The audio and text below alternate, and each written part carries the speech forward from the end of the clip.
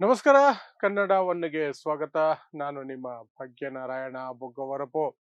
ಇರಾನ್ನಲ್ಲಿ ನಡೀತಾ ಇರುವಂತಹ ಪ್ರತಿಭಟನೆಗಳು, ದಂಗೆಗಳ ಬಗ್ಗೆ ನಿಮಗೆಲ್ಲ ಮಾಹಿತಿ ಇರುತ್ತೆ. ಕಳೆದ 4-5 ದಿನಗಳಿಂದ ಇರಾನ್ನಲ್ಲಿ ದೊಡ್ಡ ಮಟ್ಟದಲ್ಲಿ ಹಿಂಸಾತ್ಮಕವಾದಂತಹ ಪ್ರತಿಭಟನೆಗಳು ನಡೀತಾ ಇದೆ. ಸರ್ಕಾರದ ವಿರುದ್ಧ, ಕ್ಯಾಮಿನೈ ಸರ್ಕಾರದ ವಿರುದ್ಧ ತೀವ್ರತರವಾದಂತಹ ಅಸಮಾಧಾನವನ್ನ ಒಂದಷ್ಟು ಜನ ಹೊರ ಹಾಕ್ತಿದ್ದಾರೆ. ಅದರ ಸಂಬಂಧ ಆ ಕುರಿತಾಗಿ ಇಲ್ಲಿಯವರೆಗೆ ಆಗಿರುವ ಬೆಳವಣಿಗೆಗಳು ಮತ್ತು ಇದರಲ್ಲಿ ಅಮೆರಿಕದ ಕೈವಾಡ ಎಷ್ಟಿದೆ, ಇಸ್ರೇಲ್ನ ಕೈವಾಡ ಎಷ್ಟಿದೆ, ಇಸ್ರೇಲ್ ಅಂದ್ರೆ ಮೊಸಾದ್ ಅನ್ನುವಂತಹ ಗುಪ್ತಚರ ಇಲಾಖೆ ಇದೆಯಲ್ಲ ಇಸ್ರೇಲ್ದು, ಅದರ ಕೈವಾಡ ಎಷ್ಟಿದೆ, ಅದರ ಬಗ್ಗೆಯೂ ಸಹ ಏನು ಮಾಹಿತಿಗಳು ಸಿಗ್ತಾ ಇದೆ ಮತ್ತು ಇರಾನ್ ಸರ್ಕಾರ ಇದಕ್ಕೆ ಹೇಗೆ ರೆಸ್ಪಾಂಡ್ ಮಾಡ್ತಿದೆ, ಖಾಮಿನೈ ಕೊಟ್ಟಿರುವಂತಹ ಮರಣದಂಡನೆ ಎಚ್ಚರಿಕೆ ಪ್ರತಿಭಟನಾಕಾರರಿಗೆ ಯಾವ ರೀತಿ ನಾವು ಅದನ್ನ ನೋಡಬೇಕಾಗತ್ತೆ ಮತ್ತೆ ಮುಂದೆ ಏನಾಗಬಹುದು ಅನ್ನೋದ್ರ ಬಗ್ಗೆಯೂ ಸಹ ಒಂದಷ್ಟು ಮಾತನಾಡುವ ಪ್ರಯತ್ನವನ್ನು ಮಾಡ್ತೀನಿ. ಸೊ ನಿಮಗೆ ಗೊತ್ತಿದ್ರೆ ಒಂದು 10 ದಿನಗಳ ಹಿಂದೆ ವೆನಿಜುವೆಲಾದ ಅಧ್ಯಕ್ಷರನ್ನ ಅವರದೇ ದೇಶದ ಮೇಲೆ ದಾಳಿ ಮಾಡಿ ಅವರ ದೇಶದ ರಾಜಧಾನಿಗೆ ಹೋಗಿ ಅವರ ಮನೆಗೆ ನುಗ್ಗಿ ಬೆಡ್ರೂಮ್ ಇಂದ ಅಧ್ಯಕ್ಷ ಮತ್ತು ಆತನ ಪತ್ನಿಯನ್ನ ಅಮೆರಿಕ ಸೈನಿಕರು ಎತ್ಕೊಂಡು ಹೋದ್ರು, ಕಿಡ್ನಾಪ್ ಮಾಡ್ಕೊಂಡು ಹೋದ್ರು. ಅಮೆರಿಕ ಮಾಡಿದ್ರೆ ಅದು ಯಾರು ಕೇಳೋ ಹಾಗಿಲ್ಲ ಅನ್ನುವಂಥದ್ದು ಇರೋದ್ರಿಂದ ಅದನ್ನ ಬೇರೆ ರೀತಿಯಾಗಿ ಬಿಂಬಿಸೋ ಕೆಲಸವನ್ನ ಮಾಧ್ಯಮಗಳು ಮಾಡ್ತವೆ. ಬಟ್ ಅದು ಆಕ್ಚುಲಿ ಕಿಡ್ನಾಪೇನೆ ಆಗಿರುವಂಥದ್ದು. ಆದರೆ ಎಲ್ಲರೂ ಹೇಳ್ತಾ ಇದ್ದಂತಹದ್ದು ಇದು ಆಕ್ಚುಲಿ ಸ್ಯಾಂಪಲ್ ಅಷ್ಟೇ, ಟ್ರೇಲರ್ ಅಷ್ಟೇ. ವೆನಿಸ್ವೇಲಾ ಮೇಲೆ ದಾಳಿ ಮಾಡಿರೋದು ಟ್ರೇಲರ್ ಮಾತ್ರ. ಅಸಲಿ ಟಾರ್ಗೆಟ್ ಇರೋದು ಇರಾನ್ ಮೇಲೆ. ಇರಾನ್ ಅಲ್ಲಿರುವಂತಹ ಸರ್ಕಾರವನ್ನ ಕಿತ್ತೆಸಿಬೇಕು ಅನ್ನೋದು ಅಮೆರಿಕದ ಲೆಕ್ಕಾಚಾರ. ವೆನಿಸ್ವೇಲಾ ಮೇಲೆ ದಾಳಿ ಮಾಡಿರೋದು ಸಹ ಸೀರಿಯಸ್ ಏನೆ, ಬಟ್ ಇರಾನ್ ಸಹ ದೊಡ್ಡ ಟಾರ್ಗೆಟ್ ಅಂತ ಮಾತುಗಳು ಆಗ ಬಂತು. ಅದೇ ರೀತಿ ವೆನಿಜುವೆಲಾದ ಮೇಲೆ ದಾಳಿ ನಡೆದು ಅಲ್ಲಿನ ಅಧ್ಯಕ್ಷರ ಬಂಧನದ ನಂತರ ಕೆಲವೇ ದಿನಗಳ ಅಂತರದಲ್ಲಿ, 2-3 ದಿನಗಳ ಅಂತರದಲ್ಲಿ ಇರಾನ್ನಲ್ಲಿ ಸರ್ಕಾರಿ ವಿರೋಧಿ ಪ್ರತಿಭಟನೆಗಳು, ದಂಗೆಗಳು, ಹಿಂಸಾತ್ಮಕವಾದಂತಹ ಚಳುವಳಿಯ ರೂಪದ ಎಲ್ಲ ಎಲ್ಲ ರೀತಿಯಾದಂತಹ ಜನ ರೋಡಿಗೆ ಬರೋ ಕೆಲಸಗಳು ಶುರುವಾಯಿತು. ಕೆಲವೇ ದಿನಗಳು, 2-3 ದಿನಗಳ ಅಂತರದಲ್ಲೇನೆ ಯಾವ ಮಟ್ಟಕ್ಕೆ ಹೋಯ್ತು ಅಂದ್ರೆ ಅಲ್ಲಿನ ಪೊಲೀಸರು, ಆರ್ಮಿ ಎಲ್ಲ ಕೂಡ ಬರಬೇಕಾಯ್ತು. ಇರಾನ್ ಪೊಲೀಸರು ಮತ್ತು ಆರ್ಮಿ ಹಾರಿಸಿದ ಗುಂಡುಗಳಿಗೆ ಸುಮಾರು 60ಕ್ಕಿಂತ ಹೆಚ್ಚು ಜನ ಪ್ರತಿಭಟನಾಕಾರರು ಜೀವ ಕಳ್ಕೊಂಡ್ರು. ಅಷ್ಟು ದೊಡ್ಡ ಮಟ್ಟದ ಪ್ರತಿಭಟನೆಗಳಾಗೋಕ್ ಶುರುವಾಯ್ತು. ಎಲ್ಲ ನಗರಗಳು ತೆಹರಾನಿಂದ ಹಿಡಿದು, ರಾಜಧಾನಿಯಾದಂತಹ ತೆಹರಾನಿಂದ ಹಿಡಿದು ಸಣ್ಣ ಪುಟ್ಟ ನಗರಗಳಲ್ಲಿಯೂ ಸಹ ಜನ ಬೀದಿಗೆ ಬರೋಕೆ ಶುರುವಾದ್ರು.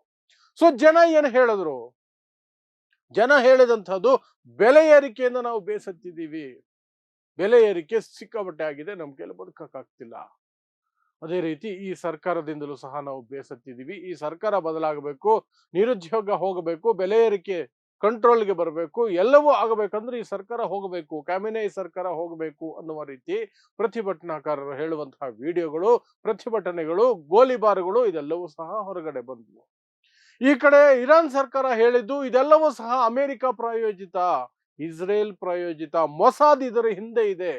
ಇಸ್ರೇಲ್ನ ಗುಪ್ತಚರ ಇಲಾಖೆ ಮೊಸಾದ್ ಮಾಡಿಸ್ತಿರುವಂತಹ ಕೃತ್ಯ ಇದೆಲ್ಲ, ಇದಕ್ಕೆ ನಾವು ಬಗ್ಗೋದಿಲ್ಲ. ಪ್ರತಿಭಟನೆಕಾರರು ಕೆಲವೇ ಮಂದಿ ಇರುವಂತಹದ್ದು, ಅವರೆಲ್ಲರೂ ಸಹ ಅಮೆರಿಕದ ಏಜೆಂಟ್ಗಳು, ಈ ದೇಶದ ಶತ್ರುಗಳು, ಅವರಿಗೆ ಮರಣದಂಡನೆ ಕೊಡಬೇಕಾಗುತ್ತೆ ಎಚ್ಚರಿಕೆ ಅಂತ ಖಾಮೆನೈ ಒಂದು ಸಂದೇಶವನ್ನು ಕೊಟ್ಟರು. ಆದರೂ ಸಹ ಪ್ರತಿಭಟನೆಗಳು ದೊಡ್ಡ ಮಟ್ಟದಲ್ಲೇ ನಡೀತಾ ಇತ್ತು. ಅದಾದ ನಂತರ ನಡೆದಿರುವಂತಹ ಬೆಳವಣಿಗೆಗಳನ್ನು ನೋಡೋದಾದ್ರೆ, ಯಾರ್ಯಾರು ಪ್ರತಿಭಟನೆಯಲ್ಲಿ ಪಾಲ್ಗೊಂಡಿದ್ರು ಅಥವಾ ನೇತೃತ್ವ ವಹಿಸುವ ರೀತಿಯಲ್ಲಿದ್ರು, ನಾಯಕತ್ವ ವಹಿಸುವ ರೀತಿಯಲ್ಲಿ, ಅವರ ಮನೆಗಳ ಮೇಲೆ ಇರಾನ್ ಸೇನೆ ದಾಳಿ ಮಾಡಿದೆ, ಅವರನ್ನ ಬಂಧಿಸಿ ಕರ್ಕೊಂಡು ಬಂದಿದ್ದಾರೆ. ಅವರ ಕೈಯಲ್ಲೇ ವಿಡಿಯೋಗಳನ್ನು ಮಾಡಿಸಿದ್ದಾರೆ. ಈ ವಿಡಿಯೋಗಳಲ್ಲಿ ಅವರು ಹೇಳ್ತಿರುವಂತಹದ್ದು, ನಾವು ತಪ್ಪು ಮಾಡಿದ್ದೀವಿ, ದೇಶದ ವಿರುದ್ಧ ಹೋರಾಟ ಮಾಡಿ ತಪ್ಪು ಮಾಡಿದ್ದೀವಿ ಅಂತ ಅವರು ಹೇಳ್ಕೊಳ್ತಿದ್ದಾರೆ ವಿಡಿಯೋದಲ್ಲಿ. ಬಟ್ ಆ ವಿಡಿಯೋದಲ್ಲಿ ಅವರು ಹೇಳ್ತಿರುವಂತಹ ಮಾತುಗಳು ಒಳಗಡೆಯಿಂದ ಬರ್ತಿರೋದ ಅಥವಾ ಪೊಲೀಸರ ಏಟಿಗೆ ಅಥವಾ ಅವರನ್ನ ಅರೆಸ್ಟ್ ಮಾಡ್ಕೊಂಡು ಬಂದಿರುವಂತಹ ಸೈನಿಕರ ಏಟಿಗೆ ಹೆದರಿ, ಜೀವಕ್ಕೆ ಬೆದರಿ ಆ ಹೇಳಿಕೆಗಳನ್ನ ಕೊಡ್ತಿದ್ದಾರೆ? ಹೇಳಕ್ ಬರಲ್ಲ, ಏನು ಹೇಳಕ್ ಬರಲ್ಲ. ಆ ಕಡೆನೂ ಹೇಳಕ್ ಬರಲ್ಲ, ಈ ಕಡೆನೂ ಹೇಳಕ್ ಬರಲ್ಲ. ಇದರ ನಡುವೆ ಅಮೆರಿಕನೇ ಇದರ ಹಿಂದೆ ಇದೆಯಾ, ಇಸ್ರೇಲ್ ಇದರ ಹಿಂದೆ ಇದೆಯಾ, ಮೊಸಾದ್ ಇದೆಯಾ ಅನ್ನೋದಕ್ಕೆ ಏನಾದ್ರು ಸಿಗುತ್ತಾ ಅನ್ನೋದಾದ್ರೆ ಸ್ಪಷ್ಟವಾಗಿ ನಿಮಗೆ ಗೊತ್ತಿರುತ್ತೆ. ವೆನಿಜುವೆಲಾ ಆದ ತಕ್ಷಣನೇ ಇರಾನ್ಗೂ ಎಚ್ಚರಿಕೆ ಕೊಡ್ತಾ ಇದ್ದೀವಿ, ಇರಾನ್ ನಲ್ಲಿ ಜನ ಬೇಸತ್ತಿದ್ದಾರೆ, ಕಾಯ್ತಿದ್ದಾರೆ ಅಂತ ಟ್ರಂಪ್ ಹೇಳಿಕೆ ಕೊಟ್ಟು, ಆ ಹೇಳಿಕೆ ಕೊಟ್ಟ ಕೆಲವೇ ಗಂಟೆಗಳಲ್ಲಿ ಪ್ರತಿಭಟನೆಗಳು ಜೋರಾಗಿ ಶುರುವಾಗ್ತವೆ. ಅದರ ನಡುವೆ ಇಸ್ರೇಲ್ ಸಹ ಆಕ್ಟಿವ್ ಆಗುತ್ತೆ, ಇಸ್ರೇಲ್ ತನ್ನ ಸೇನೆಯನ್ನ ಆಕ್ಟಿವ್ ಮಾಡ್ಕೊಳ್ಳುತ್ತೆ. ಮತ್ತೊಂದು ಸುತ್ತಿನ ದಾಳಿಗೆ ನಾವು ಸಿದ್ಧತೆ ನಡೆಸ್ತಾ ಇದ್ದೀವಿ ಅಂತ ಅಮೆರಿಕ ಬೇರೆ ಹೇಳಿಕೆಯನ್ನ ಕೊಡುತ್ತೆ. ಇರಾನ್ ಮೇಲೆ ನಾವು ಯಾವುದೇ ರೀತಿ ಕ್ರಮಕ್ಕೂ ಸಹ ಮುಂದಾಗಬಹುದು ಅಂತ. ಇವತ್ತು ಹೇಳಿಕೆ ಕೊಟ್ಟಿದ್ದಾರೆ ಡೊನಾಲ್ಡ್ ಟ್ರಂಪ್. ಇರಾನ್ ಮಾತುಕತೆಗೆ ಉತ್ಸುಕತೆಯಿಂದ ಇದೆ, ಆದ್ರೆ ಸಮಯ ಮೀರಿ ಹೋಗಿದೆಯೇನೋ ಗೊತ್ತಿಲ್ಲ, ದಾಳಿ ಆಗೇ ಬಿಡಬಹುದು ಅಂತ ಟ್ರಂಪ್ ಹೇಳ್ತಾ ಇರುವಂತಹದ್ದು. ಈ ಟ್ರಂಪ್ ಹೇಳಿಕೆಗಳಿಂದಲೇ ಇನ್ನೊಂದಷ್ಟು ಪ್ರಚೋದನೆ ಮೂಡುವಂತಹ ಸಾಧ್ಯತೆಗಳು ಹೆಚ್ಚಿರ್ತವೆ. ಅಂತಹ ಹೇಳಿಕೆಗಳನ್ನ ಟ್ರಂಪ್ ತಾನೊಬ್ಬ ಜವಾಬ್ದಾರಿಯುತವಾದಂತಹ ಸ್ಥಾನದಲ್ಲಿದ್ದೀನಿ ಅಂತ ಮರೆತು ಮಾತಾಡ್ತಿರೋದನ್ನ ಸಾಕಷ್ಟು ಬಾರಿ ನೋಡಿದ್ದೇವೆ, ಈ ಬಾರಿ ಸಹ ನೋಡಿದ್ದೀವಿ.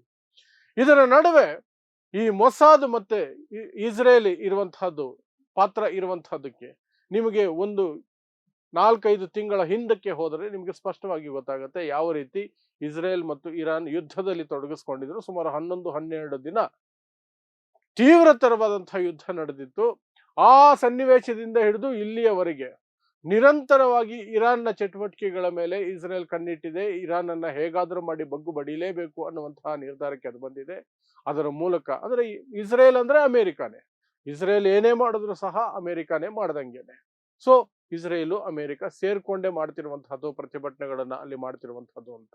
ಇದರ ನಡುವೆ ಇರಾನ್ನ ಪ್ರೆಸಿಡೆಂಟ್ ಅಪೀಲ್ ಮಾಡ್ಕೊಂಡಿದ್ದಾರೆ, ನೀವೆಲ್ಲ ನನ್ನವರು, ನನ್ನ ಜನ, ನನ್ನ ದೇಶದ ಜನ, ನಮ್ಮ ಜನ, ನಿಮ್ಮಲ್ಲಿ ಸಮಸ್ಯೆ ಇದ್ದರೆ ಬನ್ನಿ ಮಾತುಕತೆಗೆ, ಪ್ರತಿಭಟನೆಗಳನ್ನ ಕೈಬಿಡಿ ಅನ್ನುವಂತಹ ಹೇಳಿಕೆಯನ್ನ ಇರಾನ್ ಪ್ರೆಸಿಡೆಂಟ್ ಕೊಟ್ಟಿದ್ದಾರೆ. ಅದಕ್ಕೆ ಇನ್ನೊಂದು ರೀತಿಯಾದಂತಹ ಬೆಳವಣಿಗೆ ಏನಾಗ್ತಿದೆ, ಇರಾನ್ ಟೆಲಿವಿಷನ್ ತೋರಿಸ್ತಿರುವಂತಹ, ಇರಾನ್ ಟಿವಿ ತೋರಿಸ್ತಿರುವಂತಹದ್ದು ಏನು ಅಂದ್ರೆ ಸರ್ಕಾರದ ಪರ ಬೃಹತ್ ಪ್ರತಿಭಟನೆಗಳು ಅಥವಾ ಮೆರವಣಿಗೆಗಳು ಸಹ ನಡೀತಾ ಇದ್ದಾವೆ. ಈ ಸರ್ಕಾರದ್ದೇನು ತಪ್ಪಿಲ್ಲ, ಈ ಸರ್ಕಾರದ ಪರವಾಗಿ ನಾವು ನಿಂತಿದ್ದೀವಿ, ಈ ದೇಶದ ಪರವಾಗಿ ನಾವು ನಿಂತಿದ್ದೀವಿ ಅಂತ. ಈ ಕಡೆ ಸರ್ಕಾರವೂ ಸಹ ಸಂದೇಶ ಕೊಡ್ತಾ ಇದೆ, ಇದೆಲ್ಲವೂ ಸಹ ಅಮೆರಿಕದ ಕುತಂತ್ರ, ಇಸ್ರೇಲ್ನ ಕುತಂತ್ರ. ಹಾಗಾಗಿ ಇಸ್ರೇಲ್ನ ಕೈಗೊಂಬೆಯಾಗುವಂತಹ ಅಥವಾ ಅಮೆರಿಕದ ಕೈಗೊಂಬೆಯಾಗುವಂತಹ ಪರಿಸ್ಥಿತಿಯನ್ನ ಈ ದೇಶಕ್ಕೆ ತರಬೇಡಿ, ನಾವೆಲ್ಲ ಒಗ್ಗಟ್ಟಾಗಿರ್ಬೇಕಾಗತ್ತೆ, ನಾವೆಲ್ಲ ಒಟ್ಟಾಗಿ ಹೋರಾಡಬೇಕಾಗತ್ತೆ, ಆಗ ಮಾತ್ರ ಇಸ್ರೇಲ್ ಮತ್ತು ಅಮೆರಿಕವನ್ನು ಹಿಮ್ಮೆಟ್ಟಿಸೋದಕ್ಕೆ ಸಾಧ್ಯ ಅಂತ ಇರಾನ್ ಸರ್ಕಾರ ಸಹ ಒಂದಷ್ಟು ಹೇಳಿಕೆಗಳನ್ನ ಬಿಡುಗಡೆ ಮಾಡಿದೆ. ಜನರಿಗೆ ರೀಚ್ ಔಟ್ ಮಾಡುವಂತಹ ಪ್ರಯತ್ನವನ್ನ ಮಾಡ್ತಿದೆ, ಇರಾನ್ ಸರ್ಕಾರನು ಮಾಡ್ತಿದೆ. ಇರಾನ್ ಪ್ರೆಸಿಡೆಂಟು ಪರ್ಸನಲ್ ಆಗಿ ಒಂದು ಅಪೀಲ್ ಅನ್ನು ಮಾಡ್ಕೊಂಡಿದ್ದಾರೆ, ನೀವೆಲ್ಲ ನನ್ನ ಜನ, ನನ್ನ ದೇಶದ ಜನ, ಬನ್ನಿ ಒಟ್ಟಾಗಿ ಕೂತು ಮಾತಾಡೋಣ, ಸಮಸ್ಯೆ ಇದ್ರೆ ಪರಿಹಾರ ಕಂಡುಕೊಳ್ಳೋಣ, ಈ ರೀತಿ ಪ್ರತಿಭಟನೆಗಳು ಬೇಡ ಅಂತ. ಸೊ ಅಲ್ಲಿಗೆ ನಿಮಗೆ ಸ್ಪಷ್ಟವಾಗಿ ಒಂದಷ್ಟು ಅರ್ಥ ಆಗ್ತಿರ್ಬೋದು. ಏನ್ ಅರ್ಥ ಮಾಡ್ಕೊಳ್ಬೇಕು ನಾವು ಭಾರತೀಯರಾಗಿ ಅಂತಂದ್ರೆ, ಅಥವಾ ನಾವು ಥರ್ಡ್ ಪರ್ಸನ್ ಆಗಿ ಆ ಕಡೆ ಅಮೆರಿಕ ಈ ಕಡೆ ಇರಾನ್ ಎರಡರ ಹತ್ರನೂ ಹೋಗದೆ ಎರಡರ ಪರವಾಗಿನಿಂದ ದೂರದಲ್ಲಿ ನಿಂತ್ಕೊಳ್ಳೋ ಮಾಡೋದೇನು ಅಂದ್ರೆ, ಇರಾನ್ನ ಜನ ಬೇಸತ್ತಿದ್ದಾರೆ. ಯಾವುದರಲ್ಲಿ? ಬೆಲೆ ಏರಿಕೆ ವಿಚಾರದಲ್ಲಿ, ನಿರುದ್ಯೋಗದ ವಿಚಾರದಲ್ಲಿ, ಪ್ರಗತಿಯ ವಿಚಾರದಲ್ಲಿ, ಎಲ್ಲ ವಿಚಾರದಲ್ಲೂ ಅವರು ಬೇಸತ್ತಿದ್ದಾರೆ. ಸರ್ಕಾರದ ವಿರುದ್ಧ ಸಿಟ್ಟಿದೆ, ಹಾಗಾಗಿ ಅವರು ಪ್ರತಿಭಟನೆಗಳನ್ನು ಮಾಡ್ತಿದ್ದಾರೆ. ಆಸ್ ಯೂಶುವಲ್ ಸರ್ಕಾರಗಳು, ಯಾವುದೇ ಸರ್ಕಾರ ತನ್ನ ವಿರುದ್ಧ ಬರಬಹುದಾದಂತಹ ಧ್ವನಿಗಳು, ದಂಗೆಗಳು ಅಥವಾ ಯಾವುದೇ ರೀತಿಯಾದಂತಹ ಪ್ರತಿಭಟನೆ ಚಳುವಳಿಗಳಿಗೆ ಹಿಂಸಾತ್ಮಕವಾಗಿ ಹೇಗೆ ರೆಸ್ಪಾಂಡ್ ಮಾಡ್ತಾವೋ ಹಾಗೆ ಇರಾನ್ ಸಹ ರೆಸ್ಪಾಂಡ್ ಮಾಡ್ತಿದೆ. ಗೋಲಿಬಾರಲ್ಲಿ 60ಕ್ಕಿಂತ ಹೆಚ್ಚು ಜನರನ್ನು ಕೊಂದಿದ್ದಾರೆ.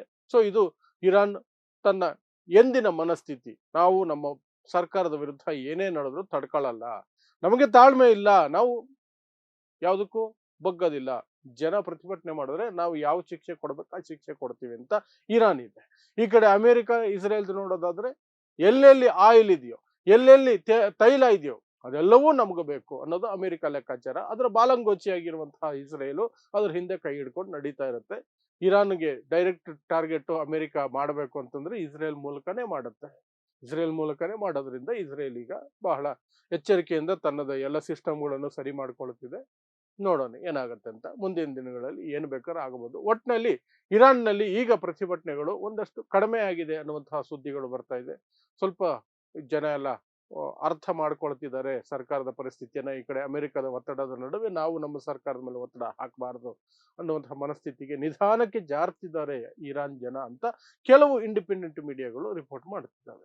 ಬಟ್ ವಾಸ್ತವ ಏನು ಗೊತ್ತಿಲ್ಲ, ಅದು ಎಷ್ಟು ದಿನ ಹೀಗೆ ನಡೆಯುತ್ತೆ ಅದು ಗೊತ್ತಿಲ್ಲ, ಅಮೆರಿಕದ ಏನು ರೆಸ್ಪಾನ್ಸ್ ಇರುತ್ತೆ ಅದು ಸಹ ಗೊತ್ತಿಲ್ಲ. ಮುಂದೇನಾಗಬಹುದು? ಅಮೆರಿಕ ದಾಳಿ ಮಾಡೋ ಸಾಧ್ಯತೆಗಳಿದೆ. ದಾಳಿ ಮಾಡಿದ್ರೆ ಇನ್ನೊಂದು ಸುತ್ತಿನ ಒಂದು ದೊಡ್ಡ ಮಟ್ಟದ ಯುದ್ಧ ನಡೀಬಹುದು. ಇರಾನ್ ಅಮೆರಿಕವನ್ನ ಮಣಿಸುತ್ತೆ ಅನ್ನುವ ಶಕ್ತಿಯನ್ನ ಇದೆ ಅಂತ ತಿಳ್ಕೊಳ್ಳೋದು ಕಷ್ಟ ಆಗತ್ತೆ. ಬಟ್ ಇರಾನ್ ಪೆಟ್ಟಂತೂ ಕೊಡುತ್ತೆ ಒಂದು ಮಟ್ಟಕ್ಕೆ. ಪೆಟ್ಟು ಅಮೆರಿಕ ಕೊಡೋಕೆ ಸಾಧ್ಯ ಆಗದೆ ಇರಬಹುದು, ಆದ್ರೆ ಇಸ್ರೇಲ್ಗಂತೂ ದೊಡ್ಡ ಪೆಟ್ಟು ಬೀಳುತ್ತೆ, ಅಷ್ಟಂತೂ ನಿಜ. ಸೊ ಇದಿಷ್ಟು ಇರಾನ್ನಲ್ಲಿ ಆಗ್ತಿರುವಂತಹ ಬೆಳವಣಿಗೆಗಳ ಕುರಿತಾಗಿ ನಿಮಗೆ ಹೇಳಬಹುದಾದಂತಹ ವಿಚಾರಗಳು. ಸೊ ನೋಡ್ತಾ ಇರಿ ಸಮಾಜಕ್ಕಾಗಿ ಕನ್ನಡ 1 ನ್ಯೂಸ್. ನಮಸ್ಕಾರ.